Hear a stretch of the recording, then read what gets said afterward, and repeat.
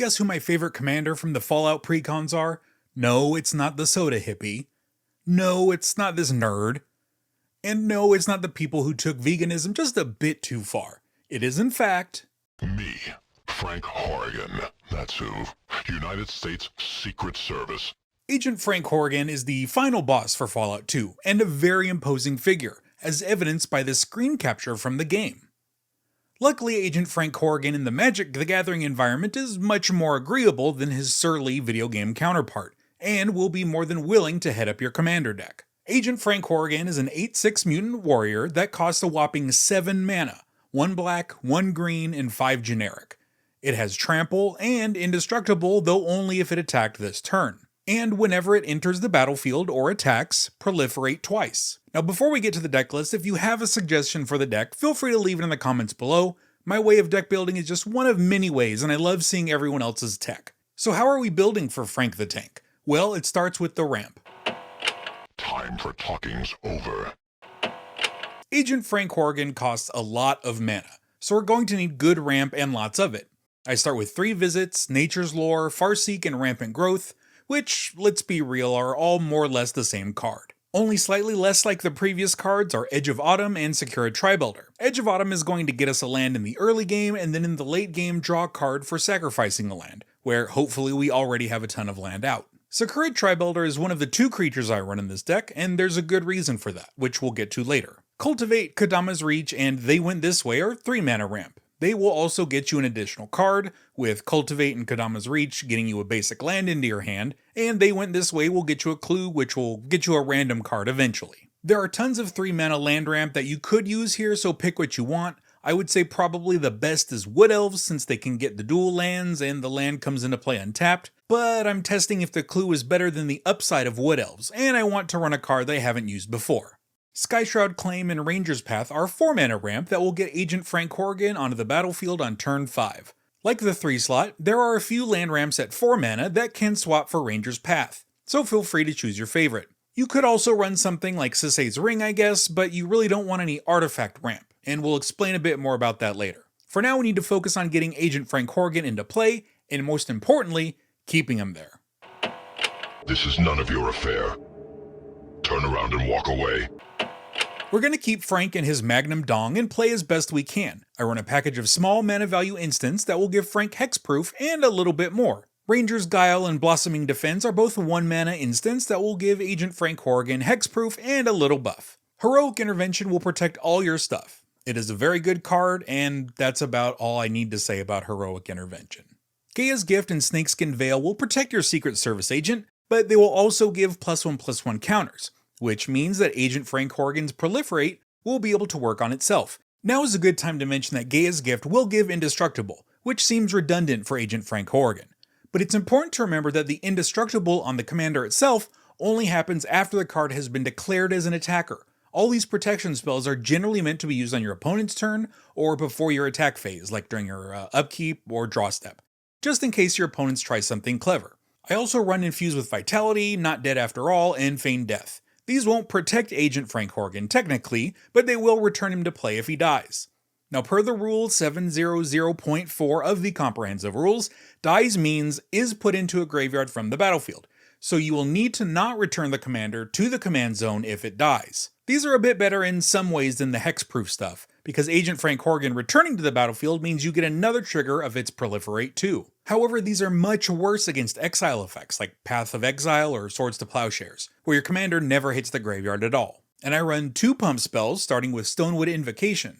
Stonewood Invocation is a bit on the expensive side for a pump or protection, but having Split Second is invaluable. The second pump spell is Boon of Boseiju, which will give Agent Frank Horrigan at least 7/7.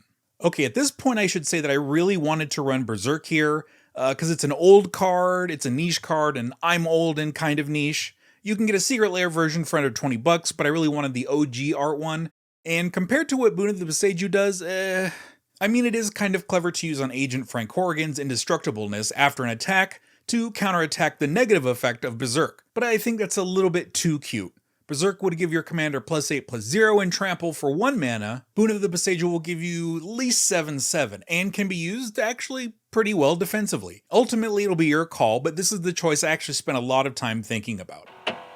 Seeing your body rotting on the ground will bring a smile to my face. We're maximizing our commander value with protection and pump, but we can do a bit more. Looking at Agent Frank Horrigan's card, we get the Proliferate from coming into play and attacking. While green and black aren't exactly the colors of extra attack steps, we can sneak one in by giving our commander haste. To this end, I run Lightning Greaves, Swiftfoot Boots, and Obsidian Battle Axe, which I friggin' love in this deck. Have you ever found a card that seems like it's specifically for the deck that you are creating at that specific moment and just get a big smile on your face? Yeah, that's me with this deck and Obsidian Battle Axe. Ha ha ha, you pathetic fool. Ha ha ha. Wow, I haven't laughed like that for a while. Anyway, get ready to die. Now the reason we spend so much time protecting Agent Frank Horrigan is because we really want it to proliferate each attack. But what are we proliferating? Planeswalkers, and lots of them. Here's what I run and the major point for why I run them, though most of the other loyalty abilities are useful in general. There are 5 Garruks in this deck, and we'll start with Garruk Windspeaker, where the first loyalty ability will let you get Agent Frank Horrigan out on turn 5. Garruk Unleash second ability will let you get Planeswalker Defenders out for only 1 loyalty. Garruk's Apex Predator will let you destroy Planeswalkers, but maybe more importantly destroy creatures, which can clear combat paths for Agent Frank Horrigan. Garruk Cursed Huntsman will remove blockers while also getting you a card. Now don't fret about using negative loyalty abilities right away, since your commander will proliferate on ETB and get your loyalty counters back pretty quickly. The last Garruk is the Primal Hunter, which I envision drawing 8 cards from the second ability. I run 4 Vraskas, starting with Vraska the Unseen, who is used to destroy non-land permanents. Vraska Golgari Queen will also remove some permanents, but let you sacrifice permanents to draw cards. A lot of your planeswalkers have the ability to make token creatures, and those are terrific to sacrifice here. Vraska Relic Seeker, surprise surprise, will also destroy some permanents, but also given that your commander can put like 4 loyalty counters on it really quickly, you can get its ultimate just in a turn or so, which is funny as heck. The last Vraska is the Betrayal Sting, which will get you more proliferation, though turning a creature into a treasure token is pretty hilarious. I run 2 Vivian Reed, starting with just plain old Vivian Reed, who will also destroy stuff. Sensing a pattern yet? Finally, Vivian Arcbow Ranger has 2 terrific abilities, putting counters on a creature and giving trample, or letting your commander punch other creatures or planeswalkers in the face. I run 3 Nissas, starting with Nissa Worldwaker, which will give you lots of mana to either accelerate to your commander or cast more planeswalkers, which are pretty darn costly. Nissa Voice of Zendikar is pretty low power but versatile, which is basically my favorite word when it comes to Magic cards. The plant token can block and protect some of your planeswalkers, the counters can go on your commander, and her ultimate can pay off big, and that's all in a 3 mana package.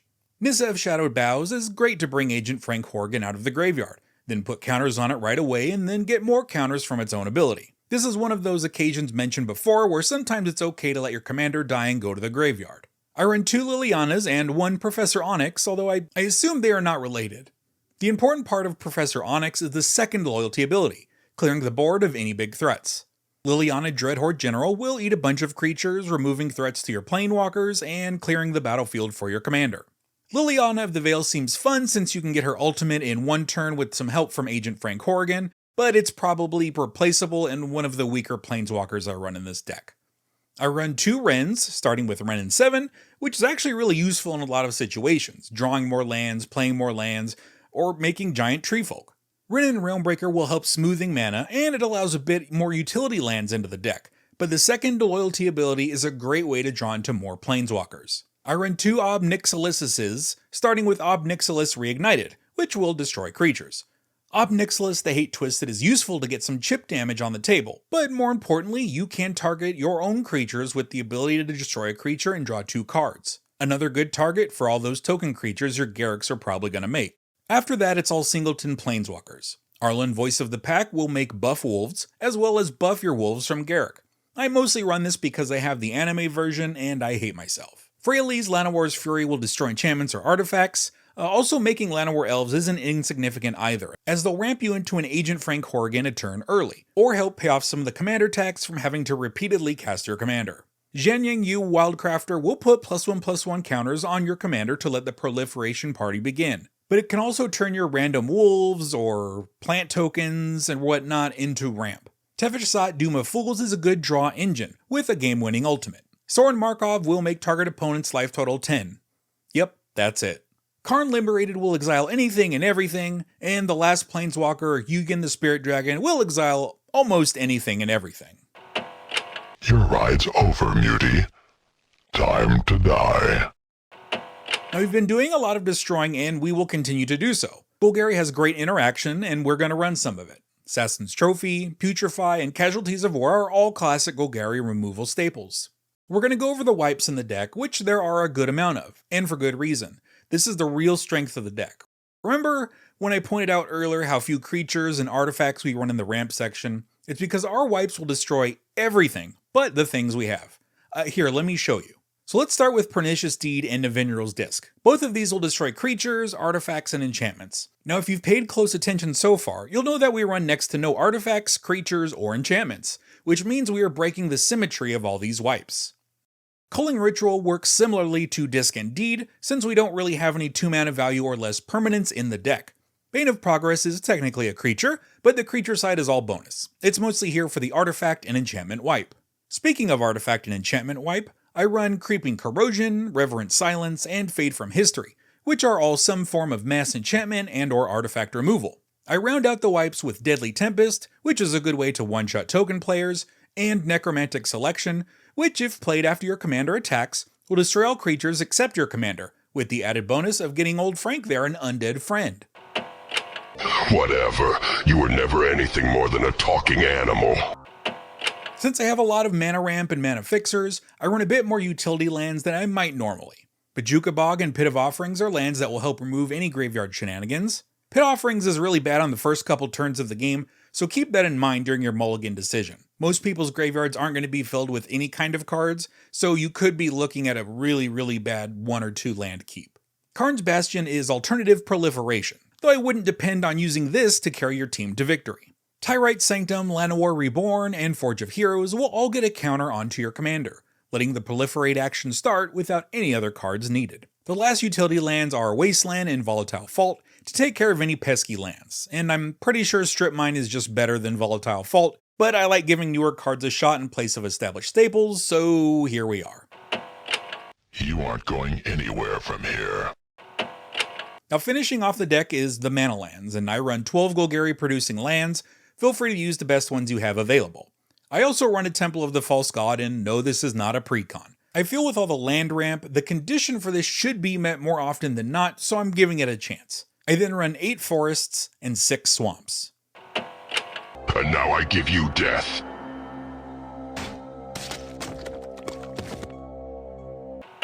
The first few turns of this deck are pretty simple. Ramp, ramp, ramp. The sooner you get to 7 mana is the sooner you get Agent Frank Horrigan out, and the game can start wildly to swing in your favor. But at some point you will need to make a choice. You either try and win through Planeswalker Advantage or Commander damage. Now the Planeswalker Advantage can take on a few forms, overwhelm people with a combination of token creatures, removal, and critical mass of Planeswalker ultimates. Commander damage will see you make the choice to make Agent Frank Horrigan large with +1/+1 counters, using its own Proliferate to buff itself. You're also going to be clearing off the board and blockers with your Planeswalkers and mass removal spells. I'm really happy with the Fallout Commander set and plan to do a lot of Commander videos with those cards, including a Mr. House deck which isn't done yet, but it'll be here when it is. Subscribe if you do want to see it so you don't miss out. Otherwise, check out this video, which YouTube will recommend, because they know what you want to see. Anyways, thanks for watching, and I'll see you around. Well, it's a little past 12. Anyone up for lunch?